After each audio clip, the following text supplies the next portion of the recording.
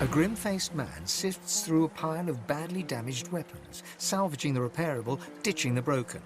He picks up a rapier, the blade nicked and splintered, the hilt twisted.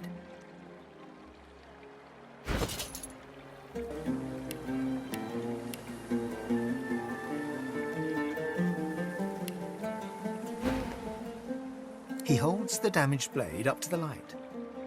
This was Halorn's blade. It was his first. It was also his last. He didn't intend to die here, but die here he did. He was an ordinary soul with an extraordinary heart, Halorn, and he died for what he believed. What did Halorn believe in? He believed in truth. He believed in hope. He believed that Alexander is a killer of Godwoken. I believe that on one point at least, he was right.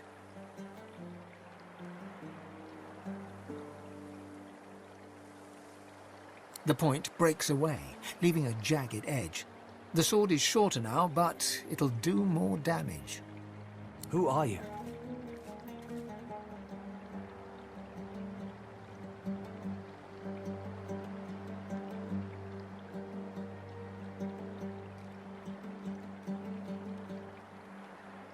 He realizes, to his surprise, that he holds the weapon in his hand, ready for battle. He smiles to himself, tucks the weapon away, and gets back to work.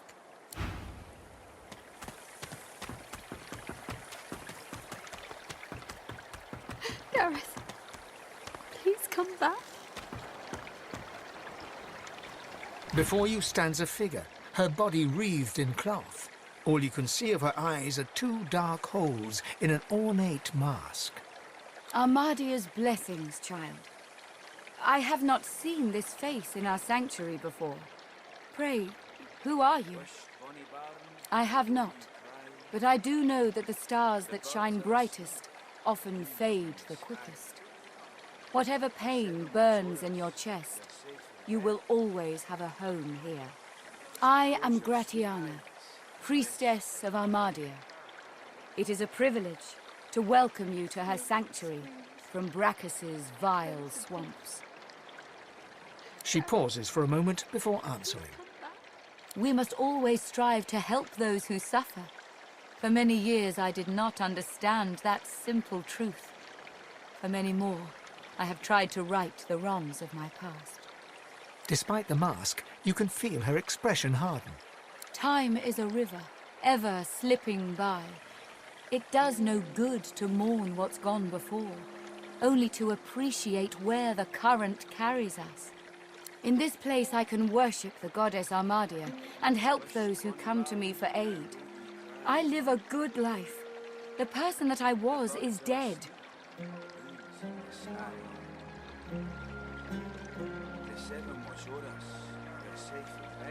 It was not always thus. This swamp was once a rich, lush land before he came, before Brachus. He is no more, thank the goddess. It has been many centuries since he walked Riverlong, although he still casts a shadow over this land. He ruled this realm as a tyrant and beast.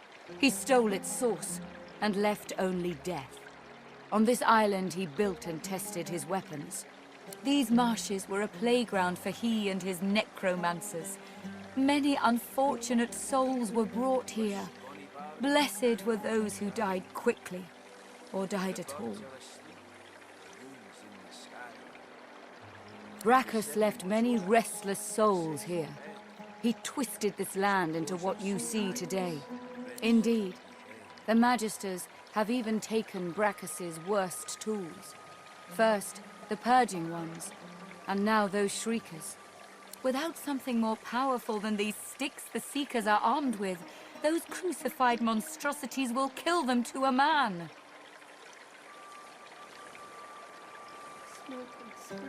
The fool ran into the swamps.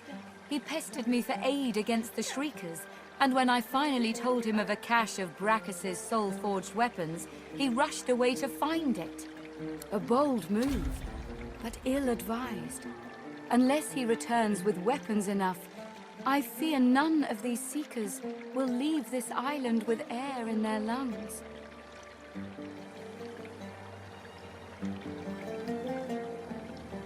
We set off north, to the ruins of Brachus's source armory, but there is no way to know what he found there, even if he survived the swamps. Walk ever in Armadia's grace, child. So close your sweet eyes. A dwarf stands by a young woman. He seems intensely focused on her, whispering and singing softly in her ear. She's Blood and bone, fire and smoke, death and worse. Hush now, Leia. They'll not hurt you again. You're safe now. Once Gareth gets back, we're going home. You'll see.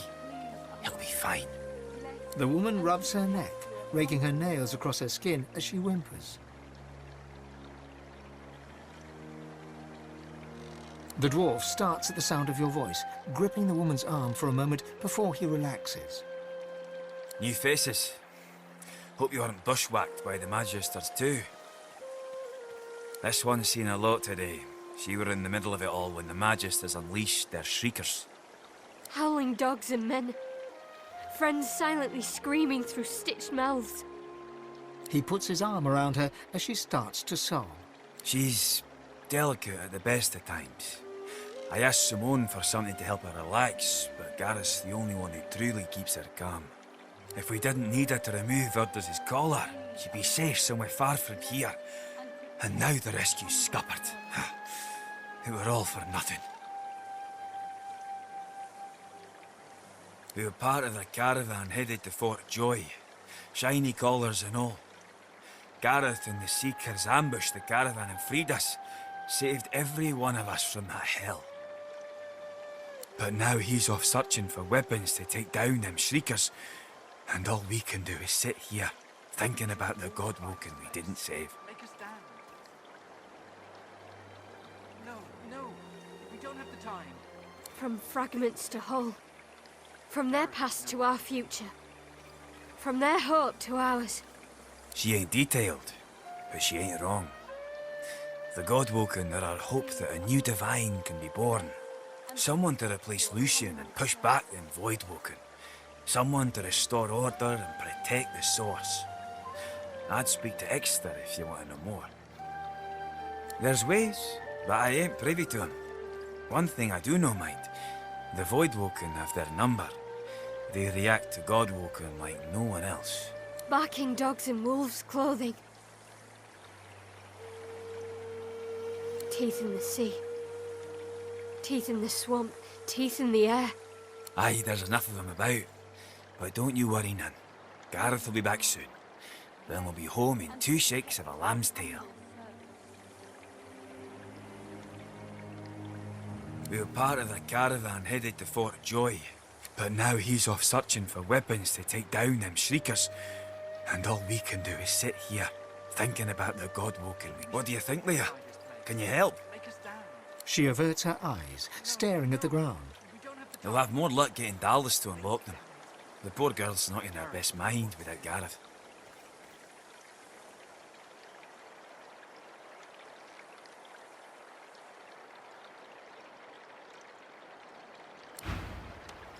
Smoke and screams.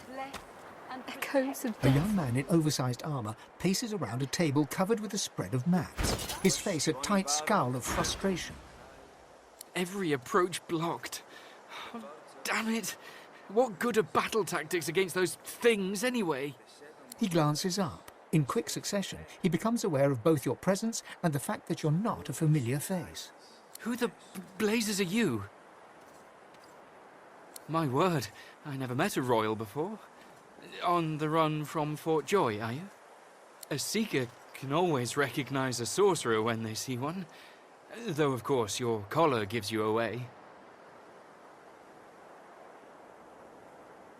You met Verdus. Oh, then he's as good as dead. We're the seekers he spoke of. We were supposed to free him. Instead, we've failed him. You, a Godwoken? Surely not. Though if Verdus said so, you could be important, but there's no way to be certain until we've left this blasted island behind us.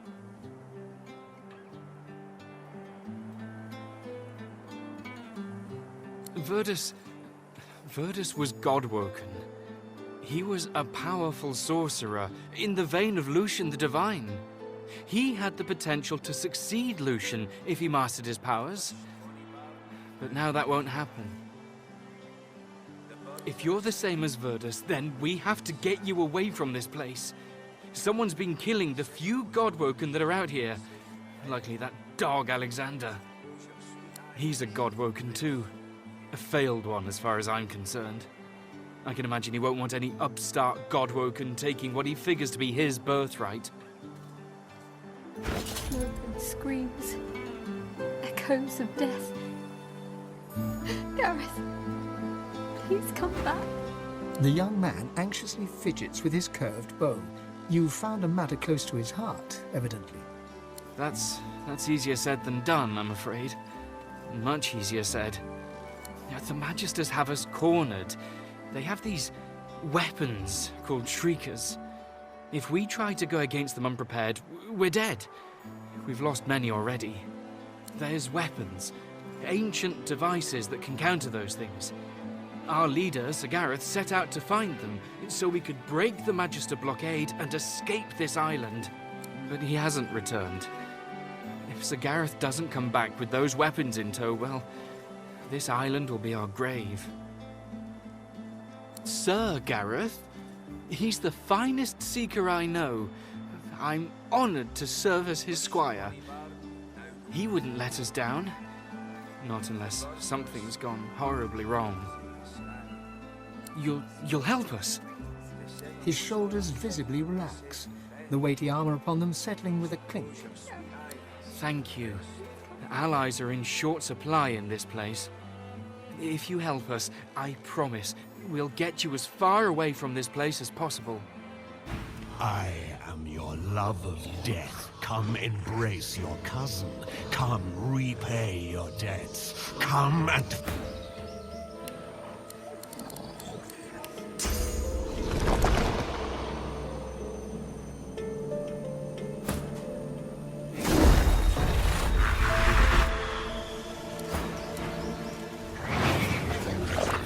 I am death and light.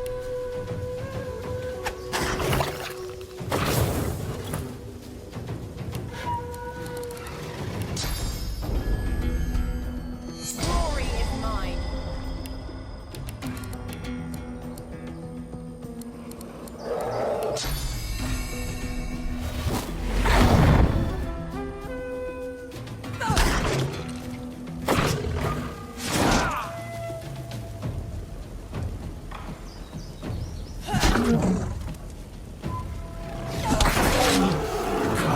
to me Creep. a little further. Madness! Big fire boom, lightning crash. One moment, sun. The next, I feel darkness inside me. Then noise. So much noise. Clank, moan, clink, groan. I hid in a stump. I'm not a stupid squirrel. I have much stowed away for hard times. But I saw them. I saw the shinies. Shinies! Darkness left, then light again. Warm. Saw glints in sand and dirt. Can't go there now. Salamanders. They like the meat. I don't want to be meat. Yay! Okay. I hope you find shinies. They make happy.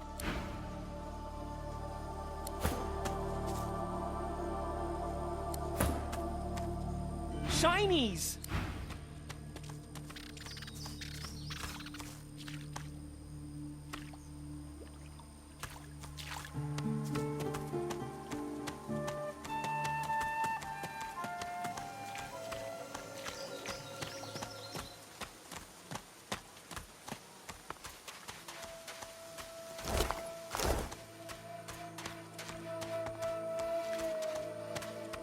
What strange witchery is this?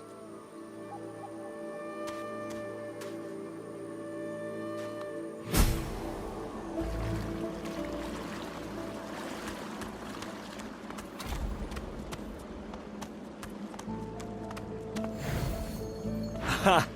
Look at you! How'd you get that red skin, lobster? Sit too long in the sun? Or do you paint yourself whole red every day because you think it makes you look special? What else makes you special, lizard? You're eensy weensy pecker?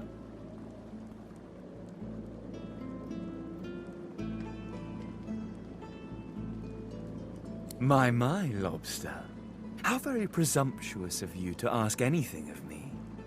I hear all kinds of rumors, you know. I know who you are. If you went back to the ancient empire, they'd kill you on the spot or put you in shackles and use you for a rent boy. Isn't that right? Say, why don't we practice? Oh, how totally precious. You think you scare me. If you went back to the ancient empire, they'd kill you on the spot or put you in shackles and use you for a rent boy. Isn't that right? Say, why don't we practice? You're embarrassing yourself. Leave before you hurt yourself, too. Ha! Clever.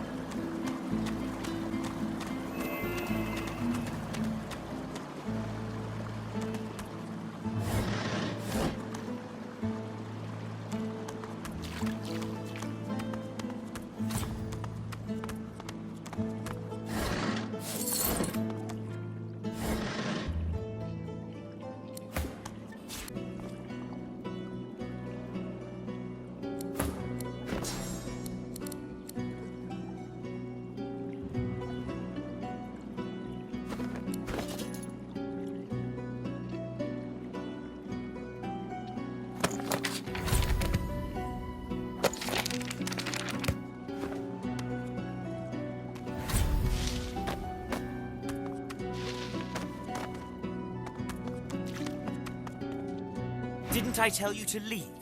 Wasn't I clear that you're not welcome here? You can't teach a fool anything.